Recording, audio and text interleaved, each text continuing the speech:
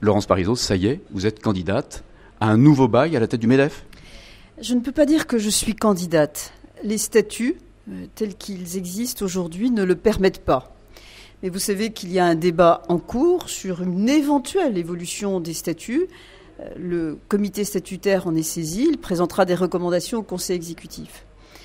Si, à l'issue de ces recommandations, ou à partir de ces recommandations, le Conseil exécutif préconise une évolution des statuts, et si de surcroît, cette évolution de statut me permettait de briguer un troisième mandat, oui, je serais heureuse de le faire.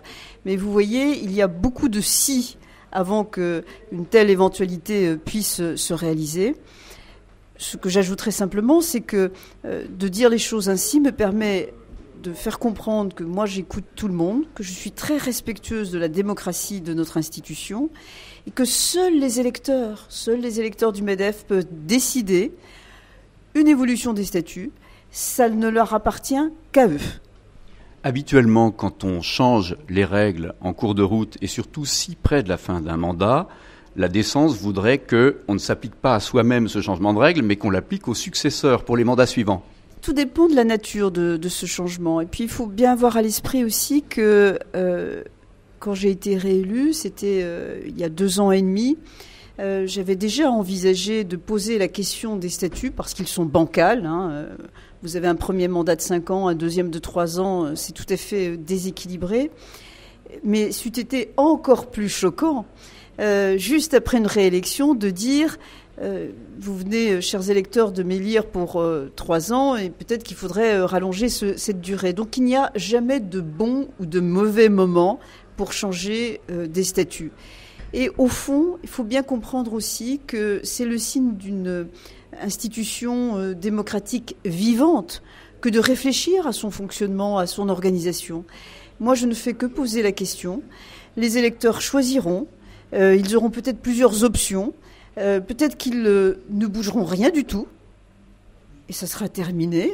Il y aura une compétition telle que c'était prévu. Ou peut-être qu'ils bougeront quelque chose. Il y aura une compétition sous une autre forme. Toutes les possibilités sont ouvertes. Il faut que le débat soit ouvert et serein. Vous avez à ce jour 4 candidats qui sont, eux, déclarés pour devenir le président du MEDEF, le futur président du MEDEF. Vous, on sent bien que vous avez envie de prolonger votre aventure à la tête du MEDEF. Pourquoi eux ne seraient pas aussi bons que vous à la tête du MEDEF pour les 2, 3, 4 ans qui viennent? Je connais tous les candidats et principalement les plus importants, puisque ce sont des hommes avec qui je travaille depuis déjà plusieurs années et que j'estime même beaucoup. On a eu des moments forts ensemble. Ils ont donc des compétences incontestables. Je crois qu'il est en revanche tout à fait important qu'il y ait une confrontation sur des projets, sur des points de vue, sur des visions. Ce que je voudrais personnellement exprimer, c'est tout simplement que dans notre situation d'aujourd'hui, le pays est vraiment en danger, en très grand danger sur le plan économique et social. Il y a une voie, je dirais même une seule voie, une seule issue possible. C'est celle qui passe par le dialogue social, un dialogue social constructif, à l'image de ce que nous avons fait dans l'accord du 11 janvier dernier. Cette façon de procéder permet d'obtenir des résultats.